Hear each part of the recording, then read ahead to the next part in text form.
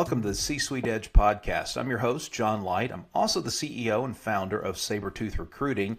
And today we're going to take on a little bit different flavor and talk about marketing. I have with me today Brandy Morton Marketing. Brandy, thanks so much for joining me today. Thanks for having me. Yeah, so maybe the best place to get started, this is where we're going to talk about all things marketing, is a little bit about you and what brought you to where you are today. So maybe if you give us a 90-second rundown, and we can go from there. Yeah, sure. I'm a big fan of the show, so very happy to be here. Thanks for having me. So I am a marketer based in Atlanta. I've been here about 20 years, and I actually took a pretty unconventional path. My academic background is in PR, and it's also in journalism and history, and I took my first marketing role without any formal training, just a lot of rolling up my sleeves. So I think I actually help companies drive demand for their solutions and position marketing to effectively support their growth, because I can help them solve for a lot of the challenges that I experienced throughout my career. A big problem I've encountered along the way is really misalignment, right? So how to get C-suite people, go-to-market people, marketing folks on the same page, particularly during times of growth, right? So I've worked at startups and enterprises, and they're all the same in the fact that sometimes there's a big gap between that vision and how marketing is executing and improving impact. And so a lot of my career has been spent bridging that gap. I'm a builder by heart, fixing leaky funnels and helping turn marketing from the perception of being a cost center to really being a revenue engine. Well, this is an interesting question here, right? That I want to explore a little bit, but let's explore it in context, maybe. Because you covered a lot of territory in that introduction, and I think it would really help if we focus in on if we could just pick one singular problem that you help your clients overcome, problem that you solve. What would it be? And maybe, of course, without breaching confidentiality or anything, but maybe bring it to life and give us an example. Sure. So a lot of times I work with companies that are at a pivotal growth point, and that could be a startup or it could be a larger, institution, and they really have the need for someone to help kind of bridge that gap. So I'll talk about one brand I worked with where it was post-acquisition, and everyone knows mergers and acquisitions can be messy. And so as the new team was kind of forming, they had a fundamental difference in how to go to market and for the marketing team to represent itself in the market and get back to growth. And so they'd had some stagnations from a pipeline standpoint. So I was able to come in and help them and really kind of pinpoint where exactly they could look for that growth, the right markets, the right target audiences, and then put together a plan to get actionable around that. And so we focused very heavily on demand gen, on lead gen, the right channels, and put together a marketing plan that was going to directly address those specific areas. And at the end, we saw triple-digit growth year over year, and a lot of their KPIs. We were able to get the team aligned from a production standpoint, right? So we're all pointing in this right star. Everyone knows what they're bringing to the table. Everyone's got the right buy-in, and it helped a lot from a developmental standpoint as well. It's interesting because in my business, we market, we produce content. Obviously, it's part of what we're doing here. I've noticed for what I do, which is really considered a highly commoditized marketplace, the whole recruitment space, if you will. A lot of potential buyers look at one as pretty much the same as the other, and a lot of it comes down to building that know, like, trust reputation, if I could put it that way, with potential clients and with candidates too, because we're effectively selling in both directions.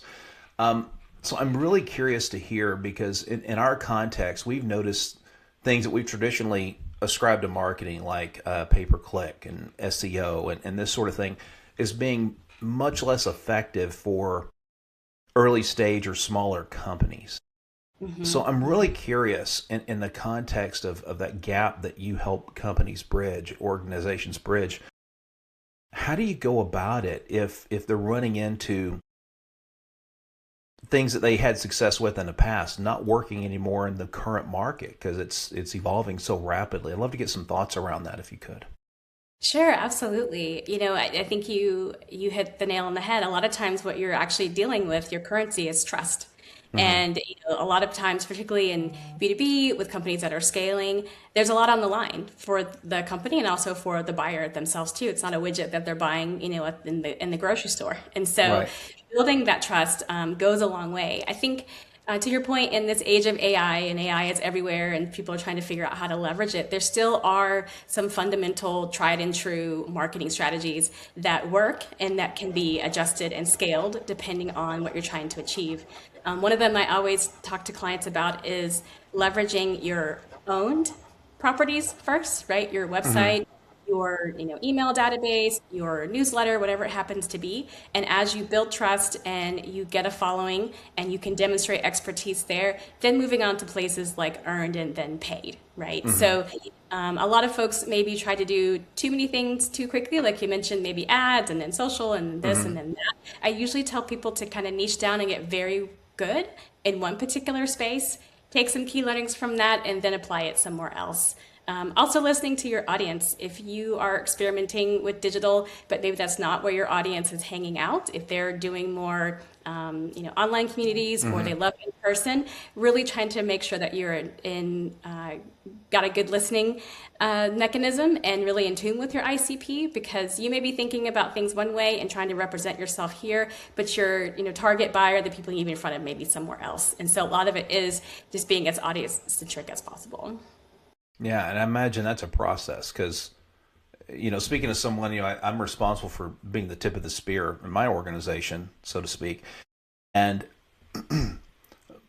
getting attention, I think, is maybe one of the hardest things. Even this podcast, the original iteration of it was a 45-minute, 60-minute show. And it's not true crime, so people don't usually stay enthralled and listen for that time. So we cinched it down and kind of rebranded it a little bit and pivoted because we wanted to give people something that was worthy of their time, right? And so I'm curious, how do you go through with one of your clients and there's a disconnect and they're not getting their potential customer or client's attention? I mean, what would you say is typically missing in that scenario that you have to identify and bring to the forefront and get your client to buy into it, commit to it, so they can get their clients and customers to buy into it, if that makes sense? Yeah, it does make sense. There's a client I'm working with now where I actually encourage them they wanted to better leverage LinkedIn. So Hmm. we'll start there.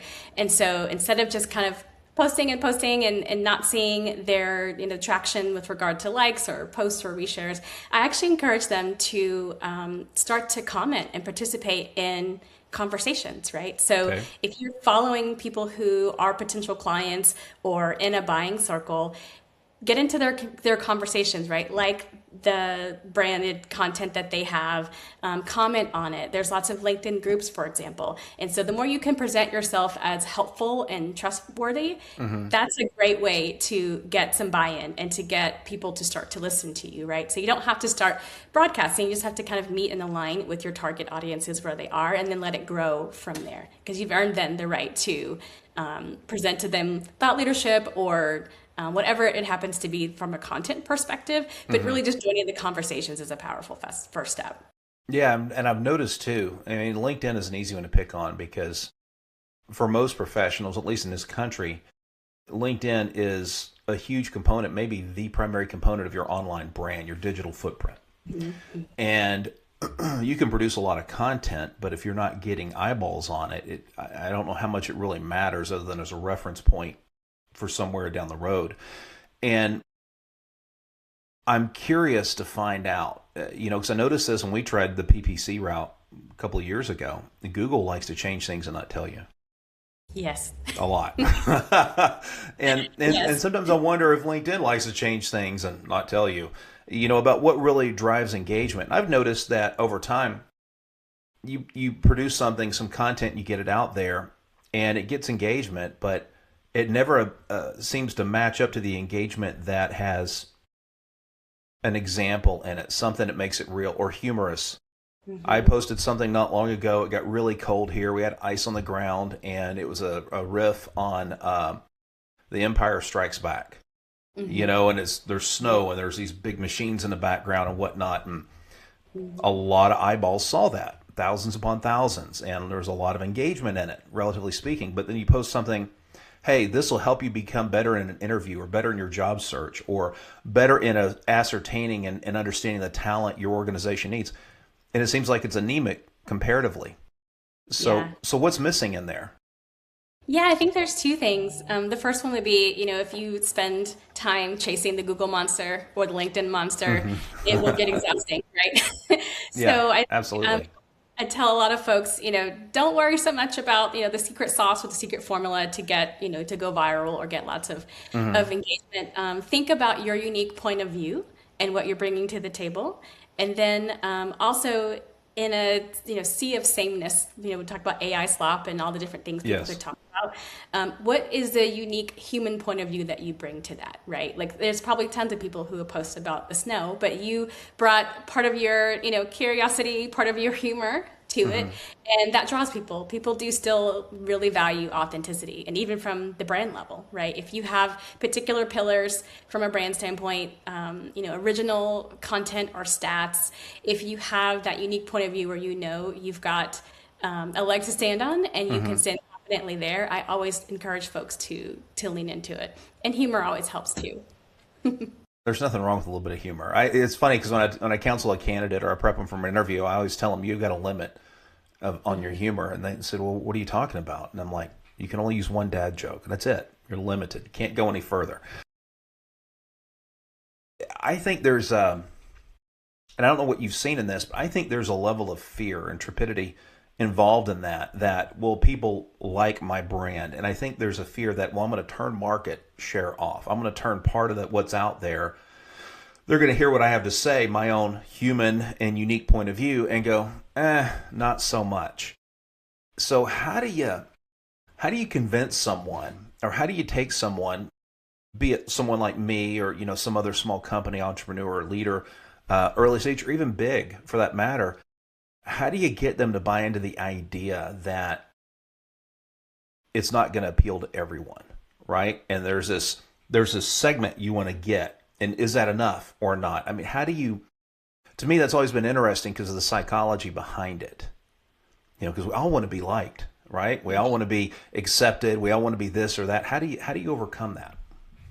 Yeah, it's a great question. I think, from a marketing standpoint, you really have to know your ICP, your ideal customer profile, because to your point, if you have come up with your solution or your product or whatever it is that you're selling, you had a market challenge and or a particular group of buyers in Mm-hmm. mind. And you can't do everything for everybody, but I think that's actually the best part about knowing your ICP, because you know exactly what you can do for the right somebodies. And so the more you focus on them and their needs and how you solve for their unique challenges, you don't have to worry so much about the other part of the population. Because if you can get, at some point it's numbers, right? A higher percentage of the right people Mm-hmm. versus a little percentage of all of the wrong people, right? I think that there's a lot of value in kind of niching down. I've actually had that conversation here in Atlanta. We had a event last week with some college students who are interested in marketing, and a lot of them asked the same question, right? How did you choose entrepreneurship? How did you figure out who your folks were? So even at that level, I said I niched down really hard. My experience is B2B, it's SaaS, and it's Mm-hmm. particularly in industries that are very highly regulated, like cybersecurity and digital ID verification, financial services. And so I focus most of my energy on that particular segment. A, to learn from them so I can get better at my world. But as I'm doing development, as I'm building relationships, those are the people that I can uniquely serve and help, and also the people that will invest back into me. And so it's just a higher rate of return when you can really focus that way and not have to worry about making everybody's super happy. It also helps you attract your tribe, right? You're in the right communities, you're in the right conversations. Word of mouth is still Mm-hmm. very, very powerful. And so instead of having to reach a ton of people that hopefully you get some adoption with, you can reach the right people and also draw them to you. Yes, would rather have 10 sets of eyes that are the right target versus the Correct. 1,000 that may not be. Yeah, I think it's also evolving from, we used to have this idea of a funnel, right? If you put Hmm. tons and tons of people into the funnel, there's a natural flow of people that will come out. And so there's a volume play there. But to your point, I'd rather have a much smaller funnel that converts a lot faster, at a higher percentage than a big one that's, got trickling happening at the bottom. So tell me something here. How do you differentiate? The talk is now, and I've had guests on to talk about revenue operations and revenue enablement in this, and being this massive category that's really begins at the beginning and doesn't end at the ending. It comes back at some other point, and you keep cycling through this process. How do you differentiate to a small business owner, early stage company, the difference between marketing and what you can accomplish there versus sales? That's a great question.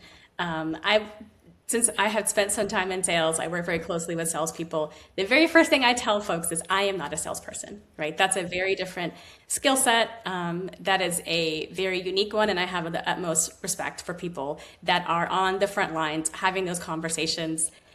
Subjecting themselves to Hmm. people telling them no. I would say that what marketing does is it provides the air cover and the at bats for Okay. salespeople.